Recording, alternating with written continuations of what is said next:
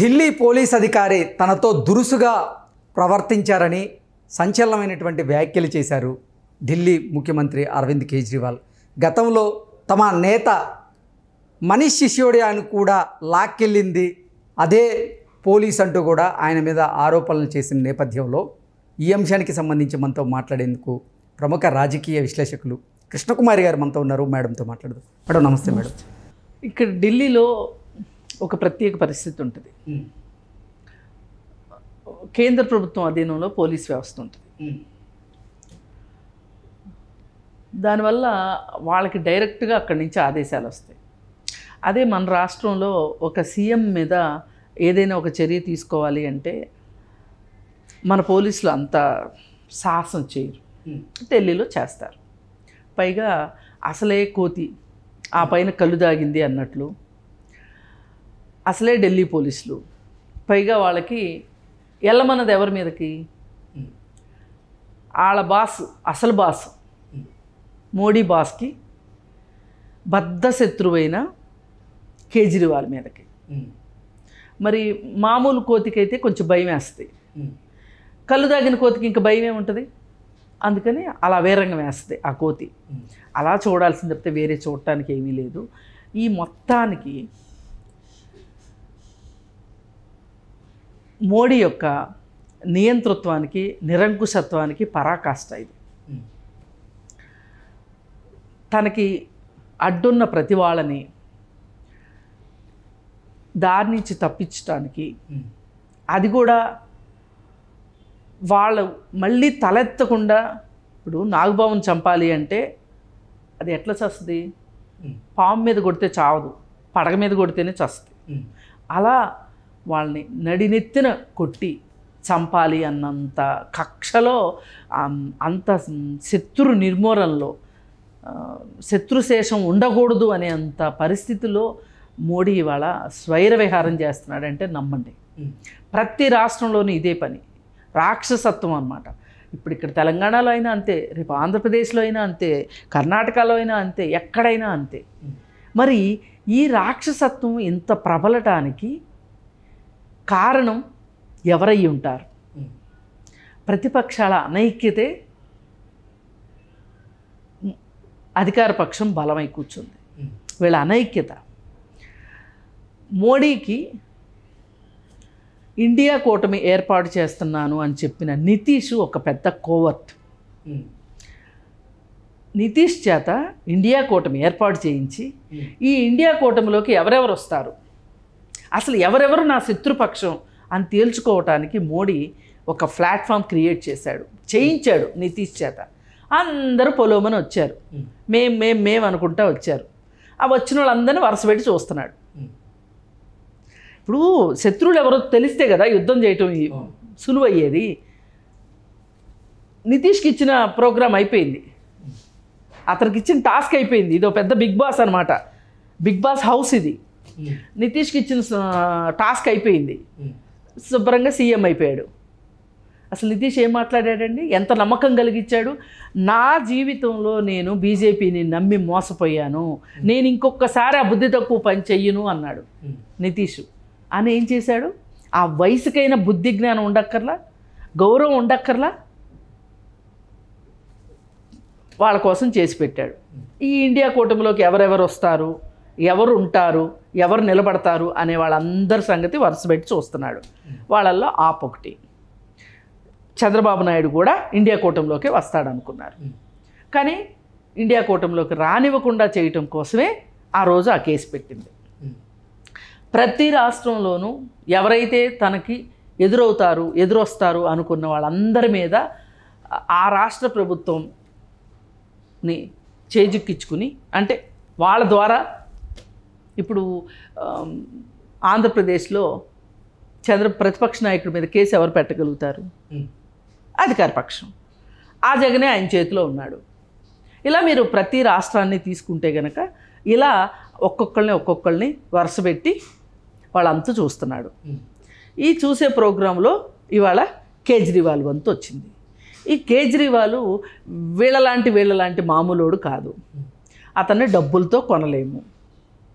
అందుకని అతని కిందున్న వాళ్ళని డబ్బులతో కొంటే ఎలా ఉంటుంది అని ఆలోచించారు.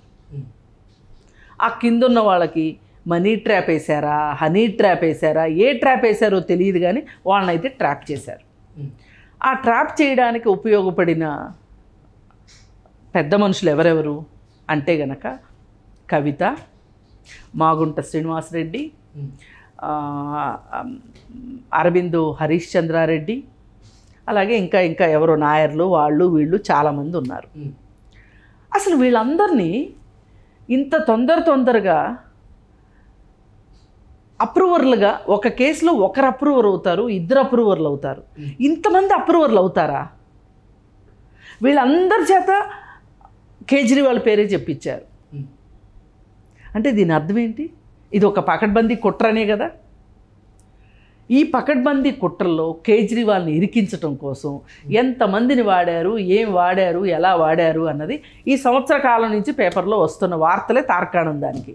ఇక చివరికి పతాక స్థాయికి వచ్చింది వ్యవహారం. పతాక స్థాయిలో కేజ్రీవాల్ని అరెస్ట్ చేశారు. ఇప్పుడు కవితను కూడా అరెస్ట్ చేయకోకుండా కేజ్రీవాల్ని అరెస్ట్ చేశారనుకోండి, అప్పుడు ఏమనుకుంటారు? ఇది కుట్రని నమ్ముతారు కదా. అందుకని కవితను కూడా అరెస్ట్ చేసి, అలాగే మాగుంట శ్రీనివాసరెడ్డి కొడుకు రాఘవరెడ్డిని అరెస్ట్ చేసి, అలాగే అరబిందో హరీష్ చంద్రారెడ్డిని అరెస్ట్ చేసి, వీళ్ళందరి చేత వాళ్ళకి కావాల్సిన స్టేట్మెంట్ ఇప్పించుకుని కేజ్రీవాల్ని ఇరికిచ్చారు. ఇప్పుడు వీళ్ళందరికీ పోయింది ఏమీ లేదు. కవిత 4 రోజులు జైల్లో ఉంటుంది, మాగుంట రాఘవరెడ్డి 4 రోజులు జైల్లో ఉన్నాడు.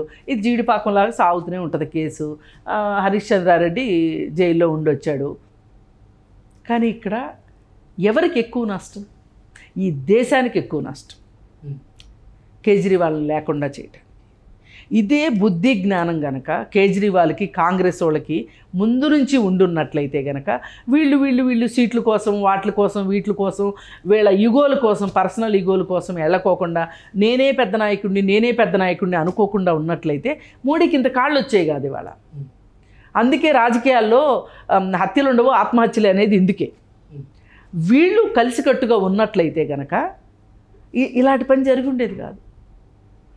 ఏ రోజైతే కర్ణాటకలో కాంగ్రెస్ గెలిచిందో అది కాంగ్రెస్ బలంతో గెలవల, బీజేపీ కూడా ఊహించలా. అక్కడ సమాజం నిలబడింది. ఎలా? బీజేపీకి వ్యతిరేకంగా. ఆ సమాజాన్ని సన్నద్ధం చేసింది ఎవరు అంటే సామాజికవేత్తలు, అక్కడ వాళ్ళు. కర్ణాటకలో సౌత్లో అందరికంటే ఎక్కువ నష్టపోయింది బీజేపీ వల్ల కర్ణాటక రాష్ట్రమే. సహజ వనరులన్నీ దెబ్బతిన్నాయి. ఒక 4 గొప్ప మహానాయకుల్ని కోల్పోయింది ఆ రాష్ట్రం. 4 చంపేశారు వాళ్ళు. గోవింద పన్సరే మహారాష్ట్ర అయినా కానీ బోర్డర్స్, అలాగే నరేంద్ర దబోల్కర్, అలాగే కల్బుర్గి గౌరీ లంకేష్, వీళ్ళని చంపేశారు. అలాగే గాలి జనార్దన్ రెడ్డి, యడ్యూరప్ప కలిసి ఆ రాష్ట్రాన్ని నంజుకుని తిన్నాయి. పోయినసారి కాంగ్రెస్ గవర్నమెంట్ వస్తే కూడా కాంగ్రెస్ గవర్నమెంట్ని పడగొట్టి బీజేపీ గవర్నమెంట్ ఏర్పాటు చేసింది కదా. మరి అలాంటప్పుడు అలాంటి రాష్ట్రంలో గమనించారు ప్రజలు నిలబడ్డారు కాంగ్రెస్కి అండగా. ప్రజల వెనక కాంగ్రెస్ వెళ్ళింది, కాంగ్రెస్ వెనక ప్రజలు రాలా అక్కడ. అయితే ఆ మార్పుని ఇక్కడ చూశారు తెలంగాణలో. పైగా ఒక గట్టి నాయకుడు వాళ్ళ ముందు నిలబడ్డాడు. ఇక్కడ గెలిచారు, రేవంత్ రెడ్డి గెలిచాడు. ఈ రేవంత్ రెడ్డి గెలిచిన తర్వాత, ఇక్కడ వాతావరణం చూసిన తర్వాత, కర్ణాటక వాతావరణం చూసిన తర్వాత, ఇక్కడ తెలంగాణ వాతావరణం చూసిన తర్వాత మోడీకి భయం వేసింది. ఆంధ్రాలో నా పరిస్థితి ఏంటి అని. ఆంధ్రాలో నేను ఎట్లా, నా మార్కు నాకు ఉండాలి అనుకున్నాడు. తన మార్క్ ఏంటి అంటే, ఇప్పుడు వీళ్ళందరినీ 100 కోట్లకి 150 కోట్లకి వీళ్ళందరినీ అరెస్ట్ చేసి లోపల పెడుతున్నాడు కదా. మరి జగన్మోహన్ రెడ్డిని ఎందుకు అరెస్ట్ చేయట్లా? జగన్మోహన్ రెడ్డిని అరెస్ట్ చేస్తే అక్కడ బాగుపడేది ఎవరు, బలపడేది ఎవరు? తెలుగుదేశం కనుక బలపడింది అంటే గనక తన మాట వింటదా? వినదని ఎన్నోసార్లు చంద్రబాబు నాయుడు నిరూపించాడు. అందుకని జగన్మోహన్ రెడ్డిని అరెస్ట్ చేయకోకుండా అతని మీద ఉన్న అభియోగాలకి అతని ఆస్తులన్నీ అతనికి ఇస్తా, అతను ఒక పక్క నుంచి మేపుతూ అందులోంచి కొంత భాగం తను తీసుకుంటూ జగన్మోహన్ రెడ్డిని అడ్డంగా పెట్టి బూచిగా చూపించి చంద్రబాబు నాయుడిని లొంగ తీసుకున్నాడు ఆ కేసుని అడ్డం పెట్టుకుని. అంటే ఇతను బీజేపీయేతర రాష్ట్రాల్లో ప్రతి రాష్ట్రంలోనూ అది కాంగ్రెసా ప్రాంతీయ పార్టీయా అనేది చూసుకోకుండా వాళ్ళందరి మీద ఎంతటి నియంతృత్వం సాగిస్తున్నాడో నేను అందుకు చెప్తున్నా.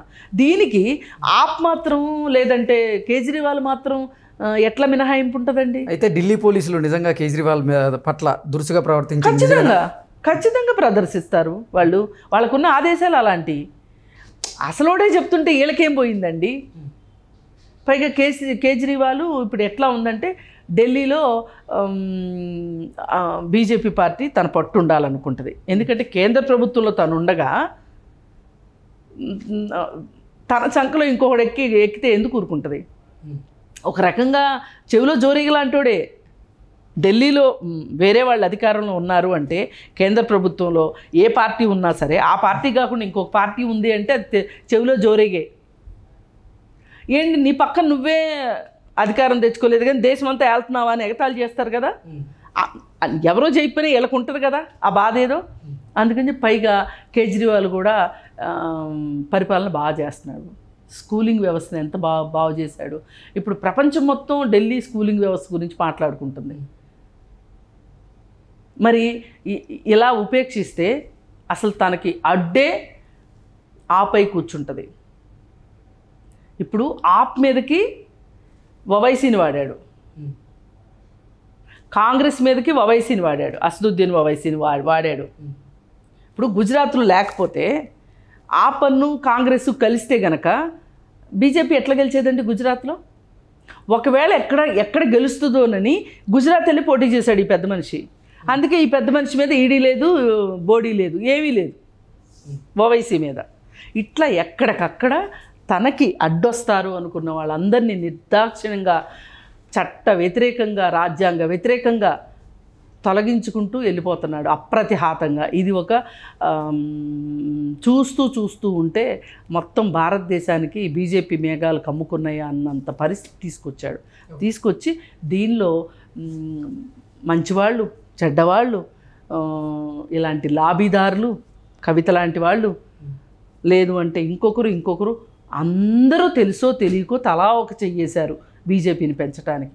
అందుకే ఈరోజు అందరూ అనుభవిస్తున్నారు.